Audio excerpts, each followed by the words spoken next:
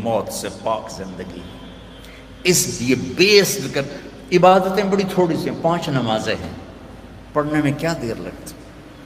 تم بھاگتے دوڑتے ہو, تمہارے کلاسز ہو رہی ہیں, چلو خالی فرض ہی پڑھ لیا کرو, سنتیں لمبی ہو جائیں گی, فرض پڑھ لو. لیکن فرض صرف 17 ہے, صرف 17.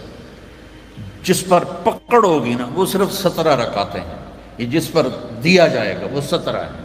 2 فرض صبح کے, 4 ظہر کے, 4 عصر کے, 3 مغرب کے اور 4 عشاء. اتنی کر لو پابندی تو اللہ آگے بھی چلا دے گا. پھر انشاءاللہ تہجد بھی پڑھو گے.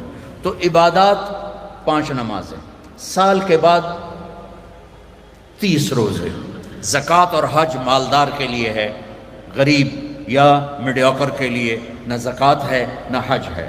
تو کیا ملا؟ 2 چیزیں عبادت. ایمان تو ایک اندر کی کیفیت ہے, اس کے لیے تو کوئی کھائی نہیں کھودنی پڑتی. 2 چیزیں ہیں عبادت میں, ایک نماز اور ایک روزہ. روزے میں گنجائش دی ہے, سفر پہ ہو معاف, چاہے ایئر کنڈیشن گاڑی میں جا رہے ہو, مسافر ہو معاف بعد میں رکھ لینا, بیمار ہو معاف بعد میں رکھ لینا, نماز معاف نہیں. مجھے ہارٹ اٹیک ہوا تو مجھے ہلنے نہیں دیتے تھے, یقیناً ایسے ہوتا ہے. تو میں نماز کیسے پڑھتا تھا؟ لیٹ اللہ اکبر, اور جب رکوع کرنا ہوتا تو بس آنکھ کا اشارہ ایسے کرتے تھے. جب سجدہ کرنا ہوتا تو تھوڑی سی گردن نیچے جھکا دیتا تھا. میرا اللہ کہتا ہے قبول ہے, لیکن چھوڑنی نہیں ہے. چھوڑنے کی اجازت دیتا تو میدان کربلا میں میرے اپنے نبی کے نواسے کو دیتا. اس نے سجدے میں سر کٹا کے بتایا کہ لمز تو بڑی چھوٹی جی شے ہے, یہاں زیر خنجر بھی یہ پیغام سنایا ہم نے, ہم کلمہ گو ہیں, ہم نے سجدہ نہیں چھوڑنا ہے. میرے نبی جب پیدا ہوئے تو دائی نے آپ کو لیا, اور چند چیزیں عجیب و غریب ہوئیں آپ کی پیدائش. آپ کی پیدائش ایسے صاف ستھرے پاک پیدا ہوئے کہ جسم پر گندگی کا نشان نہیں, اور خوشبو پھیل گئی کمرے میں. دوسری نشانی کیا ہوئی کہ ختنہ بچوں کا ہوتا ہے پیدا ہونے کے بعد, آپ ماں کے پیٹ سے ختنے کے ساتھ پیدا ہوئی. تیسری, ماں کی ناف اور بچے کی ناف اور ماں کی آنت آپس میں جڑے ہوتے ہیں, تو اس کو کاٹنا پڑتا ہے. تو میرے نبی اندر سے کٹوا کے آئے, اللہ نے اتنی آسانی سے پیدا کی. اب معصوم بچے کو دائی تھی, انہوں نے رکھا, ساتھ لٹایا, حضرت آمنہ کے ساتھ لٹایا. اب اس معصوم بچے میں کوئی حرکت نہیں, لیکن مجھے دیکھنا, آپ نے لیٹے نا, آپ جب ایک دم آپ نے ایسے کروٹ بدلی اور سجدے میں سر رکھا اور گھٹنے اٹھا دیے, جیسے فزیکلی ہم بڑے سجدہ کرتے ہیں ایسے آپ سجدے میں چلے گئے اور لمبا سجدہ کیا. وہ ماں اور دائی تھر تھر کانپنے لگی کہ یہ کیا کر رہا ہے. پھر اس کے بعد آپ نے دونوں ہاتھوں کے اوپر پریشر کر دے کے سینے کو اوپر اٹھایا, پھر اس ہاتھ پہ پریشر دے کے اس ہاتھ کو اوپر اٹھا کر ایسے شہادت کی انگلی اوپر اٹھائی, تو سارے کمرے میں نور ہی نور پھیل گیا. تو میرے نبی نے اعلان کیا سجدہ لے کے آ رہا ہوں. میرے نبی کے نواسے نے سر کٹا کے بتایا کہ سر تو کٹ سکتا ہے, سجدہ نہیں چھوٹ سکتا. یہ سختی سے نہیں, اندر سے پڑھی جاتی. میں جب تھا سنٹ ماڈل اسکول تو ہمارے ایک ہاسٹل کے وارڈن آ گئے, طالب حسین رحمۃ اللہ علیہ, تو وہ نمازی تھے. باقی جو وارڈن آئے وہ نمازی نہیں تھے. 3 وارڈن میری زندگی میں آئے وہاں 5 سال میں, تو وہ طالب حسین صاحب بیچ میں تھے, وہ نمازی تھے. تو انہوں نے سارے بچوں پہ نماز لازمی کر دی, تو حاضری ہوتی تھی. رمضان شریف کا مہینہ, رمضان شریف اور عشاء کی نماز, اور میں سب سے آخر میں تھا, اور میرا روم میٹ آیا, مر گیا اللہ اس کی بخشش کرے, اس کی میری 4 پیسہ ساتھ تھی, تو میرے قریب, اس کا نام تھا جاوید, تو میرے قریب آ کے کھڑا ہوا اور عشاء کی نماز کی نیت کرنے لگا. ہمارے وارڈن کا نام تھا طالب حسین, تو اس نے زور سے کہا 4 رکعت نماز فرض عشاء واسطے طالب حسین دے, اللہ اکبر. اچھا, اب میں بھی واسطے طالب حسین ہی پڑھ رہا تھا، میں اللہ کے لیے تو نہیں پڑھ رہا تھا، تو میں نماز میں ہی اس کو کہتا ہوں اوے ایک ہی کیتا ہی وہ میں نے آدھا میں طالب حسین دی پڑھدا پیا کیڑا اللہ دی پڑھدا پیا اللہ۔ تو ماں باپ شدت کریں یا ٹیچر شدت کرے اس سے نہیں ہوگا، یا گورنمنٹ کہہ دے نماز فرض سارے پڑھو، لوگ بے وضو پڑھیں گے۔ یہ اندر کی نماز ہے جیسے حسین نے پڑھ کے دکھا، ٹکڑے ٹکڑے ہو کے پڑھ کے دکھا۔ تو ہمارے اوپر تو کربلائیں اللہ نہیں لا رہا، بڑوں پہ بڑے امتحان آتے ہیں، بچوں کی نماز نہ چھوڑو۔ رمضان شریف آ رہا ہے، روزے نہ چھوڑو۔ تم سب جوان ہو، ہاں کوئی بیمار ہو جائے تو جوان بھی بیمار ہو سکتا ہے، لیکن رمضان ایک مبارک مہینہ ہے، سارے گناہوں کی معافی ہے اس میں۔ رمضان کا مطلب پتہ کیا ہے؟ جل جانا، جل جانا۔ رمضان کا مطلب ہے جل جانا۔ تو یہ جل جانے کا روزے سے کیا تعلق ہے؟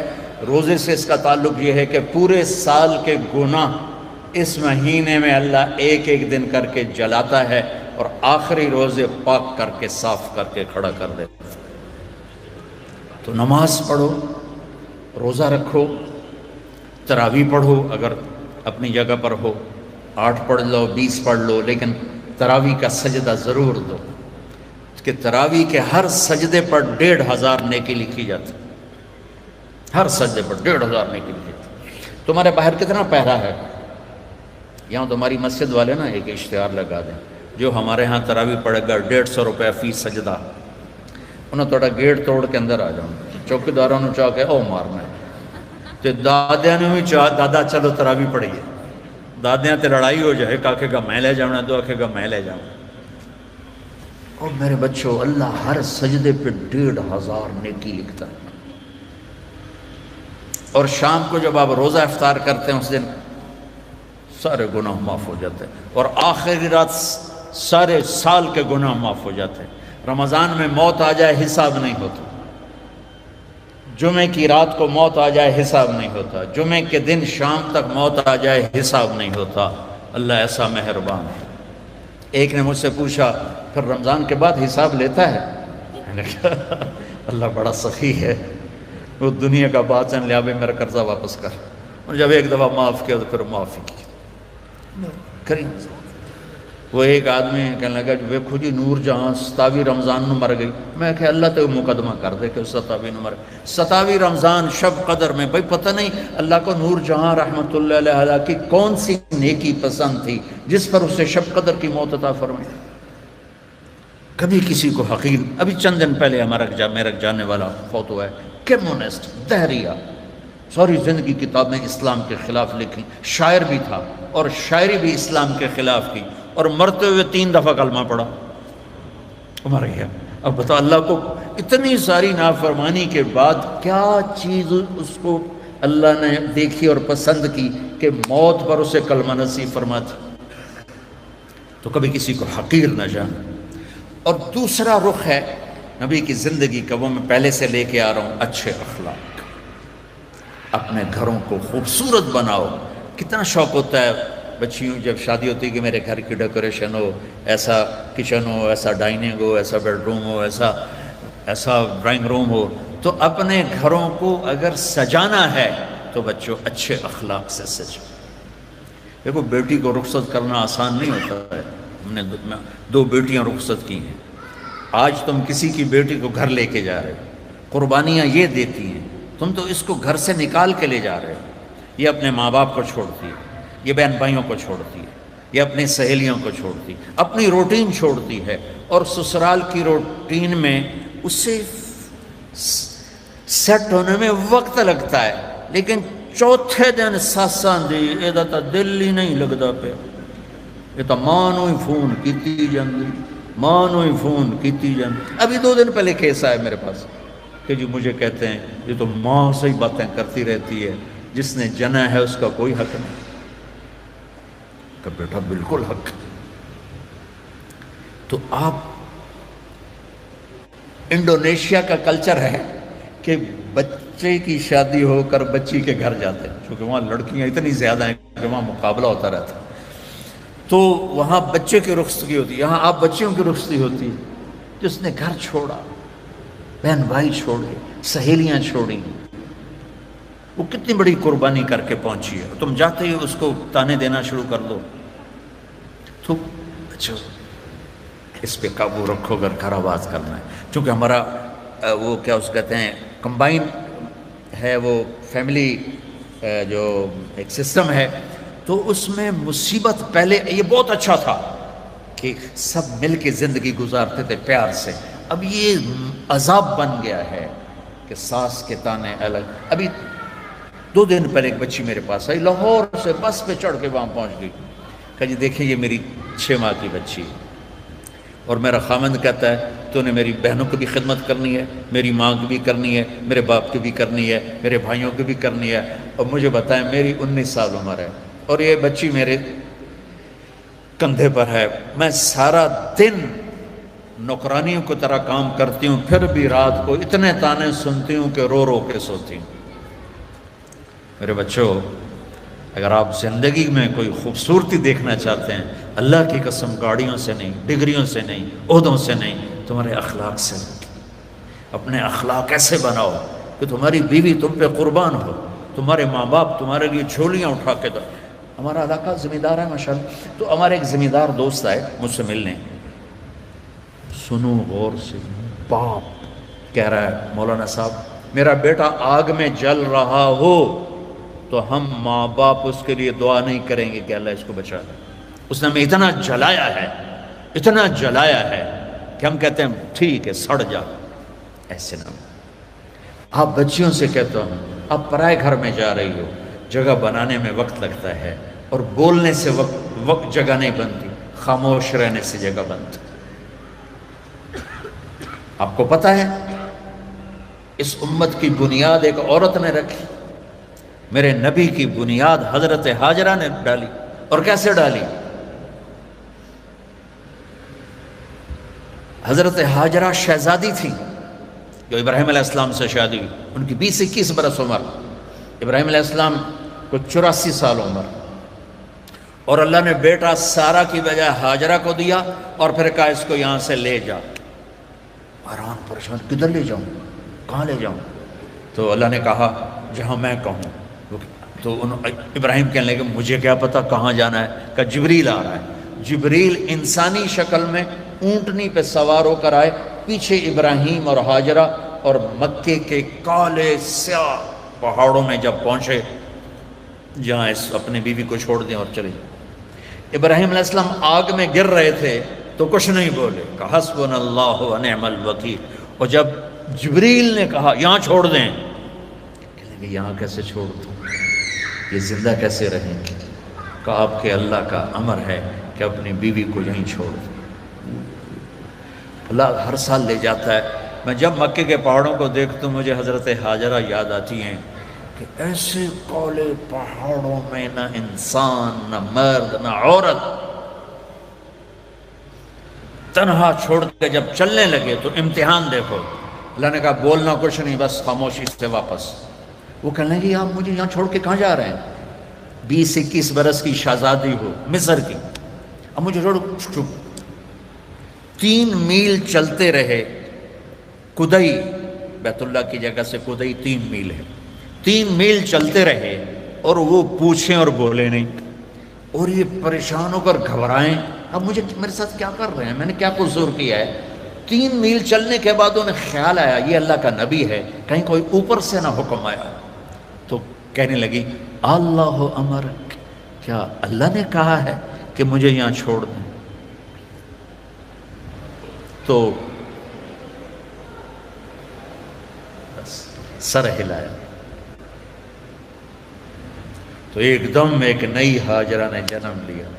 اذن لن یضیعنا اللہ، میرے آقا جاؤ، میرا اللہ مجھے ضائع نہیں کرے گا. عورت تو داستان ہی صبر کی ہے، کہانی صبر کی ہے. بیٹیوں صبر کرنا سیکھو، اور گالی کا جواب گالی سے نہ دو، تانے کا جواب تانے سے نہ دو. مسکرا کے جواب دو. رب ذوالجلال کی قسم اٹھا کے کہتا ہوں فرشتے بھی تمہارے قدم چومیں گے. یہ اخلاق اتنی مارکیٹ، تم تو پڑھتے رہتے ہو اکانومی، تو یہ ڈیمانڈ سپلائی میں جب اوپر نیچے ہوتے ہیں، جب ڈیمانڈ بڑھ جائے سپلائی کم ہو جائے تو قیمت بڑھتی کہ نہیں بڑھتی؟ تو سوکھا جائے قانون ہے۔ ایسے ہی میرے رب کی بارگاہ میں ڈیمانڈ اینڈ سپلائی کا قانون ہے۔ پوری دنیا کا ہر مرد، عورت، مسلم، نان مسلم اچھے اخلاق کا طلبگار ہے کہ میرے ساتھ اچھی ڈیل کی جائے، اچھا بولا جائے، اور سپلائی ہے ہی کوئی نہیں، کوئی میٹھے بول والا ملتا ہی نہیں، کوئی درگزر کرنے والا ملتا ہی نہیں۔ ایک بچے نے اپنی ساس سے معافی مانگی، کوئی بیوی کے ساتھ جھگڑا ہوا تو ساس سے معافی مانگی، تو اس بچے کی ماں اپنے بیٹے پر کیا کہہ رہی، اتنا بے غیرت ہو گئے ہیں، سس کو لو معافی مانگی ہے تو اتنا بے غیرت ہو گئے ہیں۔ جب مائیں یہ سبق دیں تو پھر کیا ہوگا؟ تو بچے بچیوں، میں بہت تھکا ہوا آیا تھا، میں راستے میں ان سے کہہ رہا تھا دعا کرنا کچھ اللہ کہلوا دے، کہ تھکاوٹ میری ہڈیوں میں اتر گئی، تو تمہاری برکت سے کچھ میں نے گھنٹہ سوا گھنٹہ بات کر لی ہے۔ میری ساری بات کا خلاصہ ہے، اچھے انسان بنو، اچھے مرد بنو، اچھی عورت بنو، اور اس کے لیے کردار بناؤ، کردار بناؤ۔ مغرب کی اندھی چال نہ چلو۔ میں کہ ویسے مثال آ گئی، مغرب میں تو سورج بھی ڈوب جاتا ہے، تم کیسے طلوع ہوگے؟ سورج کہاں ڈوبتا ہے؟ مغرب میں جا کر ڈوبتا ہے۔ وہ ڈوبنے کی جگہ ہے، ابھرنے کی جگہ مشرق ہے، جس کی تہذیب، آپ چلے جاؤ ہمارے ادھر تھر پارکر، وہاں سب ہندو رہتے ہیں، آپ دیکھو گے ہندو عورت کا نقاب یہاں تک ہوگا، چونکہ وہ پانی بھرنے جاتی ہیں، باہر جاتی ہیں اور اپنی مزدوری بھی کرتی ہیں، تو ان کا نقاب یہاں تک، یہ حالانکہ وہ تو ہندو ہے، یہ ہماری مشرق کی تہذیب ہے۔ تو آپس میں کوئی لڑے ہوئے ہو، صلح کر لو، کوئی لڑائی جھگڑا ہو ہی جاتا ہے، جوان ہو، صلح کر لو، والدین زندہ ہیں ان کی دعا لو، شادی ہو جائے اچھے اخلاق سے بیوی کا دل لے لو، اولاد ہو جائے تو اولاد کو عزت دو۔ ہمارے ہاں ماں باپ کا بڑا جبر ہے کہ وہ اتنا رگڑا دیتے ہیں کہ یہ کتنے اے آئے تیرے، کتنے بی آئے، کتنے سی آئے، آج کل ہے نہیں آ گیا او لیول اے لیول، 10.5 میٹرک تو ایف اے کی تھا، تو اب وہ او اے کے نیچے بچے ڈپریشن کا شکار ہو رہے ہیں، اتنے بڑے بڑے بستے اٹھا کے جا رہے ہیں چھوٹے چھوٹے بچے۔ تو اپنے بچوں پر شفقت کرو، اپنے بچوں کے ساتھ محبت، تمہارے ماں باپ سختی کریں برداشت کر لو، لیکن جو والدین بیٹھے ہیں، مائیں بیٹھی ہیں، باپ بیٹھے ہیں، ان کو کہہ رہا ہوں اولاد کے ساتھ نرمی اور شفقت کا سلوک کرو۔ عرب اپنے بچوں کو اٹھاتے نہیں تھے، پیار نہیں کرتے تھے، یہ کلچر تھا عرب، اور سردار مجال ہی نہیں کہ کسی کے سامنے بچوں کو پیار کرے۔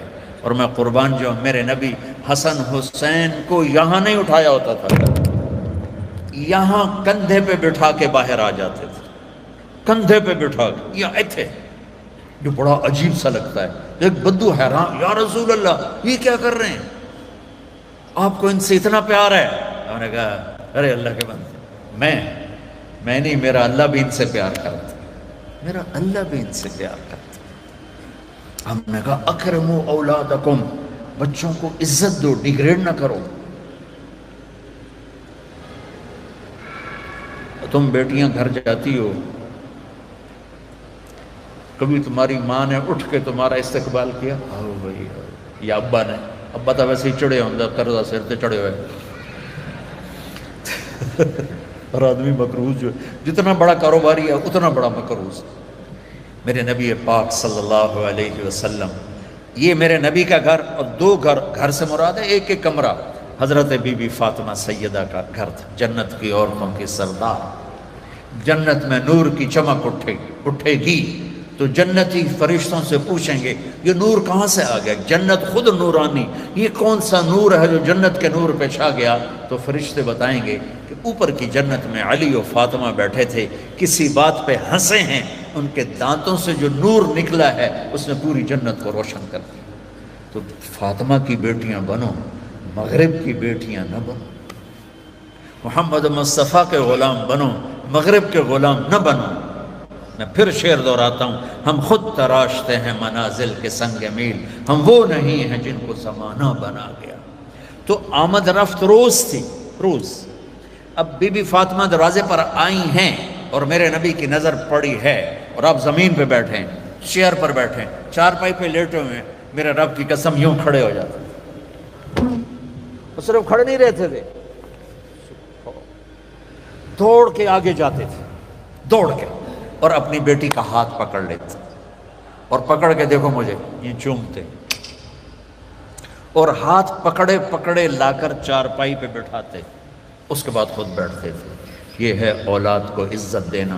پھر وہ جنت کی عورتوں کی سردار مائیں، یہ ماؤں نے ڈنڈا اٹھا، تیرے اے کتنے آئے، تیرے بی کتنے آئے، تیرے سی کتنے آئے، اس کو انسان بننے دو، اے بی سی چکڑ لو ان۔ ہمارے پاکستان کی پڑھائی تو کاروبار ہے، کوئی تعلیم تو ہے؟ تعلیم کا مطلب تو عقل کو بیدار کرنا ہے، نہ کہ پیسے کمانا۔ یہ ہمارے سارے تعلیمی ادارے کاروباری ہیں، چاہے لمز والے ناراض بھی ہو جائیں، کاروباری۔ تو ایک بچوں اپنے اخلاق اچھے کرو، معاف کرنا سیکھو، سہنا سیکھو، درگزر کرنا سیکھو، پھر تم دیکھنا زندگی کا مزہ کیسے آتا ہے۔ جیسے پیاس میں ٹھنڈا پانی پینے کا مزہ، بھوک میں روٹی کھانے کا مزہ، ایسے اللہ کی قسم تمہیں زندگی کا مزہ آ جائے گا۔ دیکھو غصہ نکالنے میں ٹھنڈک نہیں، پی جانے میں ٹھنڈک ہے۔ پانی پینے میں ٹھنڈک ہے، پیاس میں تو ٹھنڈک نہیں ہے، پینے میں غصہ پی جاؤ۔ اور ایک آخری بات کرتا ہوں، یہاں ہمارے انڈیا پاکستان میں فرقہ واریت بہت زیادہ ہے، تو میں تو پچھلے 20 سال سے بچوں ایسے جھولی پھیلا رہا ہوں بچوں سے، بچیوں سے، بڑی محفلوں میں، امت بن کے رہو۔ تم سنی ہو، تم شیعہ ہو، تم مقلد ہو، غیر جو بھی ہو، بہت سے نام ہیں، یہ زہریلے نام ہیں۔ ہمارا صرف ایک تعارف ہے کہ ہم مسلمان ہیں، ہم امت مصطفیٰ ہیں، یہ ہمارا تعارف ہے۔ باقی اس امت میں اختلاف رہے گا، تو اس اختلاف یہاں تک نہ پہنچے کہ سلام بھی نہ کرو، مصافحہ بھی نہ کرو، جنازے نہیں پڑھتے، اور اتنے تعصب میں۔ اس کے ذمہ دار تم بچے نہیں ہو، اس کے ذمہ دار تاجر حکومت نہیں، اس کے ذمہ دار وہ خطیب ہیں نادان قسم کے، جو اسلام کی بجائے فرقہ واریت کی آگ بھڑکاتے ہیں، اور ہماری نسل کو انہوں نے امت سے نکال کر پتہ نہیں کن کن شکلوں میں تقسیم کر دی۔ نہیں پڑھنی، ادھر ہاتھ باندھنے، یاد، میں نے کبھی نہیں کہا، میں نے کہا بچوں نہ پڑھو، یہ دین ہے۔ تو امت بن کے رہو۔ اور دوسری بات یہ ہے، جب کبھی کوئی خطا ہو جائے فوراً توبہ کر لیا کرو، اللہ معاف کر دے گا۔ اللہ ڈرنے کی چیز نہیں ہے، اللہ پیار کی چیز ہے، اللہ محبت کی چیز ہے۔ اللہ مائیں تھپڑ مارتی ہیں، گھر سے نکال دیتے، اور میرا رب کہتا آجا، میں تو تیرے انتظار میں ہوں۔ اچھا آخری بات کر کے دعا کرتے، آپ کسی سے لڑ پڑیں یا کوئی آپ سے لڑ پڑے، آپ اسے منانے جائیں تو وہ کہے گا آؤ جی آؤ جی، ایسے کرے گا؟ یا کہے گا دفعہ ہو جا، کدھر آ گئے ہیں، کہتے ہیں منہ چاہ کے آگے، چل جی میں معافی منگانا، چل چل۔ میری فیملی میں دو بزرگ میرے مطلب سگے چچا تو نہیں، تھوڑا سا ایک فاصلے سے سیکنڈ چچا، وہ دونوں بھائی آپس میں لڑ پڑے، اور اتنا لڑ پڑے کہ گالی گلوچ پہ آ گئے۔ وہ تھے بھی دونوں 70+، تو میں ان میں صلح کرانے لگا، تو ایک نے میرے اوپر چڑھائی کر دی، تو کتھوں آ گیا ہے وڈا سانو سمجھاون والا۔ وہ بہت ہی ناراض ہو گیا، تو میں ان کو منانے گیا، میں نے اپنا ملازم بھیجا، دیکھو میاں صاحب ہیں۔ تو میاں صاحب نے جب دیکھا نا کہ میرا نوکر ہے، تو اٹھ کے ڈیرے میں چلے گئے کہ لگتا ہے طارق جمیل آمنا ہے۔ ڈیرے میں چلے گئے، بھئی ادھر تو سب لوگ ہوتے ہیں، تیتھے تو نہیں آوے گا۔ تو میں گیا تو میں نے پوچھا چاچا کتھے؟ کہ جو تو ڈیرے چلے گئے۔ میں ڈیرے چلا گیا، وہاں وہ لیٹے ایک نوکر دبا رہا، تو میں نے جا کے پاؤں پکڑ لی، میں کہا چاچا معافی دے دے، نکل جائے تو میں معاف نہیں کروں۔ میں پوری کہانی کیا سناؤں، 1.5 گھنٹہ میں معافی مانگتا رہا، نہیں معاف۔ پہلے میں چارپائی پہ بیٹھا رہا، پھر میں زمین پہ بیٹھ گیا، زمین پر، اور اس کے پاؤں پکڑ گئے. اتنے میں بستی کے لوگ بھی اکٹھے ہو گئے, میرا بھائی بھی آ گیا اور عزیز رشتہ دار. اور وہ پتہ کیا کہ میں نے پتہ ہے تو بڑا بڑا عالم ہے پر میں تینوں معاف نہیں کرتا. وہ چاچا میں کیتا کی میں تو تھوڑی صلح کرا رہا ہوں. میرے بچوں 1.5 گھنٹے کے بعد انہوں نے کہا اچھا جا معاف کی. اور میرا اللہ کیا کہتا ہے سن کہ میرے بندے میری بندی تو اتنے گناہ کر کہ یہاں سے اٹھا اور آسمان کی چھت کو لگا. اللہ اکبر. آپ کو پتہ ہے یہ گلیکسیز کتنی بڑی کائنات کو کون دیکھ سکتا ہے. اور میرا اللہ کہتا ہے سوری گلیکسیز کو گناہوں سے بھر دے. وہ پھر گناہوں سے بھر کے اوپر لے آ اور آسمان کی چھت کو سارے گناہ لگا دے. دنیا کا ہر مفتی کہے گا اے حرامی, اے دوزخی, اے جہنمی. اور میرا اللہ کہتا ہے اگر تو نے آدھی زبان سے کہہ دیا نا یا اللہ معاف کر تو میں سارے ہی معاف کر دوں. تو اللہ پیار کرنے کی چیز ہے یا ڈرنے کی چیز ہے؟ اللہ تو پیار کی چیز ہے. ایک ہی تو ہستی ہے جتنے. اور اچھا ایک اور مزے کی سنو. وَنِسْتَقَالَنِي أَقَلْتُ لَا. اللہ کہہ رہا اچھا دوبارہ غلطی ہو جائے ڈرنا نہیں, پھر آ جانا میں پھر معاف کر دوں. پھر غلطی ہو جائے پھر توبہ کرنا, پھر آ جانا میں پھر معاف کر دوں گا. میرے رب کی قسم جو سن رہا ہے, پہلی توبہ جس خوشی سے قبول کرتا ہے نا اسی خوشی سے 1000ویں توبہ بھی قبول کرتا ہے. تو ہمارا ظرف ہے کہ ہم چھوٹے زحام نہیں معاف کر سکتے, لیکن میرا اللہ ہے. اللہ سے پیار کرو, محبت کرو, اس سے باتیں کرو, اس کو اپنے دکھڑے سناؤ. یہ دعا نہیں ہوتی جو نماز کے بعد مانگی جاتی ہے, تو ہے میں رسم و رواج. دعا دل کی پکار دعا ہے. تو اللہ سے باتیں کیا کرو, یا اللہ تو ہی تو میرا ہے, تیرے سوا میرا کون ہے. تو اللہ بڑا خوش ہوتا ہے جب اسے مانگا جاتا ہے. تو اللہ پیار کرنے کی چیز ہے, اللہ ڈرنے کی نہیں ہے. یہ ہمارا کلچر ایسا ہو گیا اسلامی کہ اللہ سے ڈرا ڈرا ڈرا ڈرا پیشاب ہی کر دیتے ہیں. اللہ تو ہے ہی رحمت کی چیز.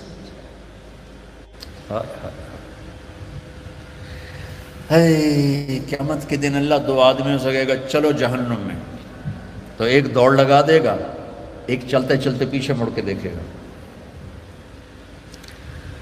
اللہ تعالیٰ دونوں کو واپس بلا لے گا.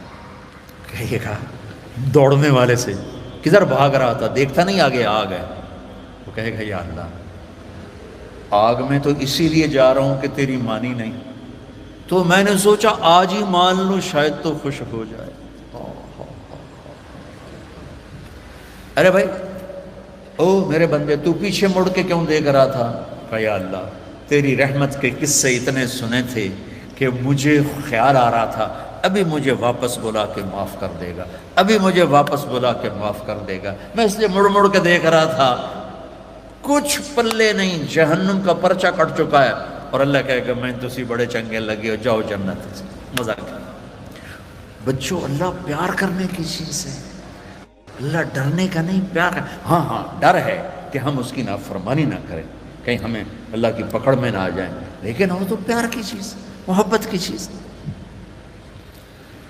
تو آپس میں صلح محبت سے رہو اور اپنی شادیاں ماں باپ کے حوالے کرو. بے شک اللہ نے بچیوں کو اختیار دیا, اس لیے کہ یہ کہتی ہے قبول کیا, آپ کہتے ہیں قبول کیا, والدین نہیں کہتے. لیکن ہمارا کلچر ایسا ہے کہ ماں باپ اپنے بچی کی چھوٹی چھوٹی خواہشیں پوری کرتے ہیں, جب سب سے بڑی خواہش آتی ہے تو ذبح کر دیتے, ایسے ہی کرنی ہے بس, نہیں کرنی تو دفع ہو جاؤ. یہ دیہاتوں میں تو 110% یہی چل رہا ہے. شہروں میں پڑھے لکھے طبقے میں شاید کچھ آ گیا ہو, لیکن شہروں میں بھی جو اکثریت ہے ماں باپ وہ شادی پہ اڑ جاتے ہیں, نہیں اسی اتنے نہیں کرنا, یہ تو پلے کچھ نہیں, یہ تو غریب لوگ ہیں, یہ تو ارائی نہیں, اسی تو ارائی ہیں, ایک تو جٹ بٹ نٹ پتہ نہیں کی مصیبت بڑھ گئی. ہائے ہائے ہائے ہائے, آخری واقعہ سنا کے تو کرا لیتے. دیکھو آپ سے کہتا ہوں, ماں باپ اگر جبر کریں تو سہ جانا, برداشت کر.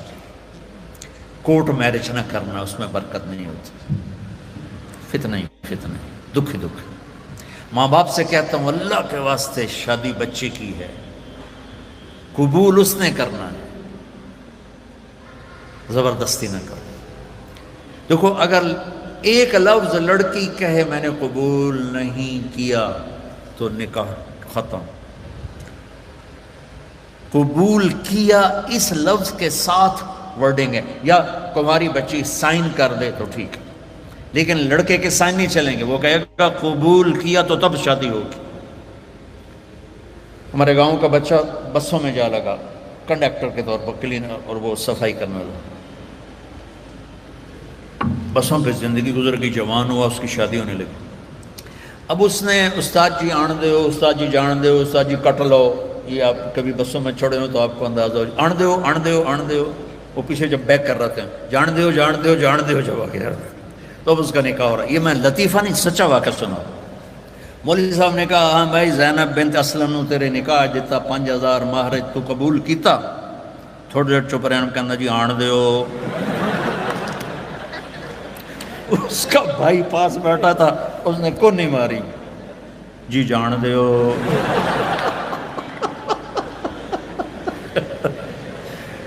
تو قبول تو ان بچے بچیوں نے کرنا ہے، ماں باپ جب اوپر مسلط ہوتے ہیں تو یہ ماں باپ سے کہہ رہا ہوں کہ اللہ کے واسطے یہ ظلم نہ کرو۔